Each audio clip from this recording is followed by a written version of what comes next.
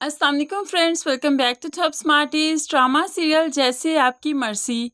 अलीज़े तो शहरी से तंग आने लगी है, लेकिन फिर शहरी अलीज़े की माँ के सामने इतना अच्छा बन जाता है कि माँ बेटी को फोर्स करती है कि तुम्हें अपने शोहर के घर जाना चाहिए, तुम्हें उसे समझना चाहिए।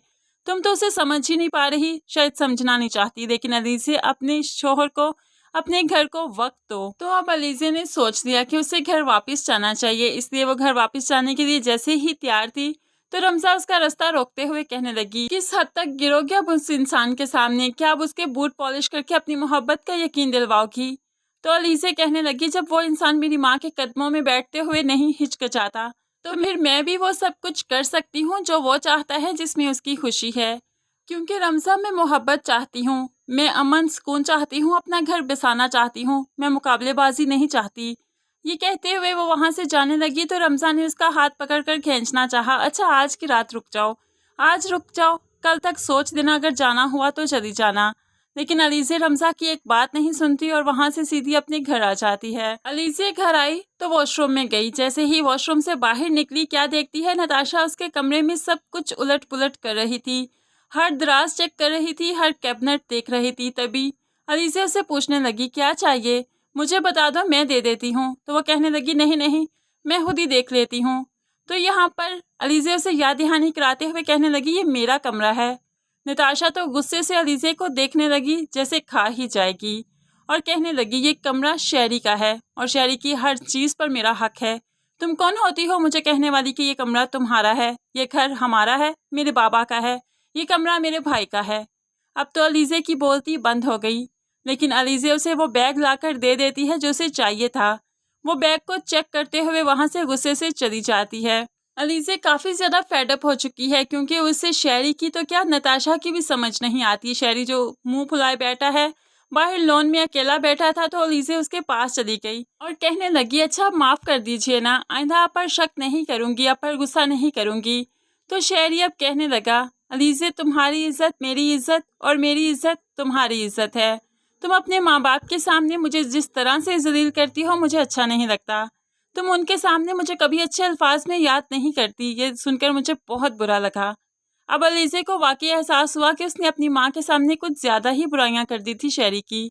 इसलिए वो शहरी से बार बार माफ़ी मांगती है, लेकिन शहरी अपना इतना गुस्सा दिखा रहा है कि उससे बात करना भी नहीं चाहता। मनाते मनाते सुबह से शाम हो गई कि रात को सोने का वक्त था, तब तक वो उसे माफ़िया मांगती रही, लेकिन शहरी उसे मुसलसल इग्नोर करता रहा, उसकी बातों को नज़रअंदाज करता रहा, उसकी माफ़ियों को नज़रअंदाज करता रहा और सिर्फ अपने मोबाइल पर ही लगा रहा। अब तो अलीज़े रोने लगी, लेकिन शहरी को उसके रोने की भी कोई फिक्र नहीं। अलीज़े अपने घर तो चली गई, लेकिन वहां पर पहुंचकर माँ बाप को कोई फ़ोन नहीं किया, अपनी हैरियत के बारे में नहीं बताया। तभी माँ बाप परेशान हो जाते हैं, अलीज़े की हैरियत मालूम करने उसके घर आ जाते हैं।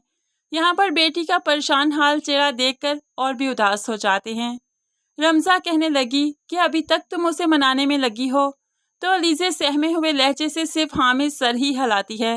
रमज़ा अपनी मजबूर बहन को देखकर बहुत कुढ़ती है, बहुत ही जलती है कि आखिर ये ऐसी क्यों हो गई। ये जो औरतों के हकूक़ के लिए आवाज़ उठाया करती थी, आज अपने हकूक़ के लिए ऐसे क्यों दबकर बैठ गई। लेकिन अलीज़े अपना घर बसाना चाहती है, वो हर चीज़ को, हर बात को इग्नोर करके आगे बढ़ना चाहती है। इसलिए शहरी जो सुबह ऑफिस के लिए तैयार हुआ तो उसके कपड़े प्रेस करके ले आती है, उसे कपड़े देने लगी, लेकिन शहरी गुस्से से कोई और कपड़े ही पहनकर चला गया।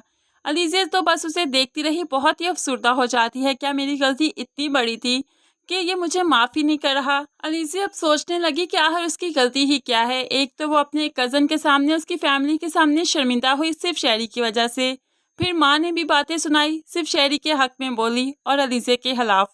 और यहाँ पर शहरी भी नाराज़ है कि बात ही नहीं कर रहा, आखिर मेरी गलती क्या है। वो बैठकर बहुत ही रोई और बहुत ही ज़्यादा सोचने लगी। आज फिर रात को जब ऑफिस से घर वापस आया शहरी, तो उसके सामने हाथ जोड़े अलीज़े खड़ी थी। मुझे माफ़ कर दो शहरी, मेरा कसूर ही क्या है, इतनी बड़ी गलती तो नहीं, लेकिन फिर भी मैं सज़ा के लिए तैयार हूँ, जो भी सज़ा दोगे मुझे मंजूर होगी।